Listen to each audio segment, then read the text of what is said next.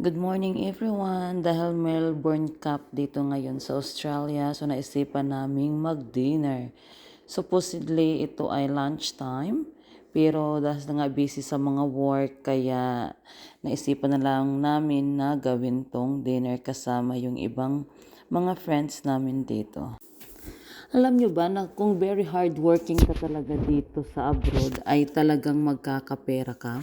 Pero depende yun sa'yo kung gusto mong magtrabaho around the clock or pa-easy-easy lang ang life. Yung medyo busy na medyo hindi pero may pera ka pa din.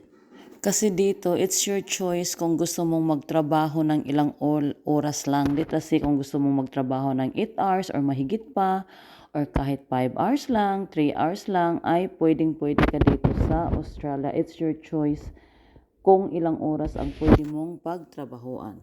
Or kung may project ka naman sa Pinas, or may gusto kang bilhin ng mga gadgets na swak sa'yo, magtrabaho ka lang ng couple of days or couple of weeks, for sure makukuha mo na kung ano yung gusto mo.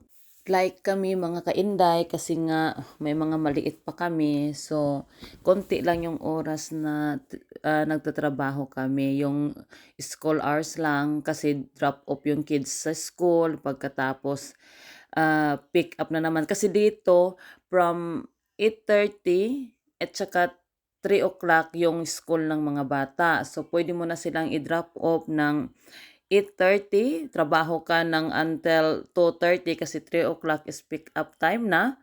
So may time ka pa sa sarili mo, sa mga bata, kung ano ang gusto nyong gawin, mga ganyang bagay. So just enjoy life lang talaga mga kainday. Enjoy mo kung anong mayroon sa'yo ngayon. Magtrabaho ka kung gusto mo or gumala ka kung gusto mo. It's up to you. Maraming pwedeng gawin sa buhay.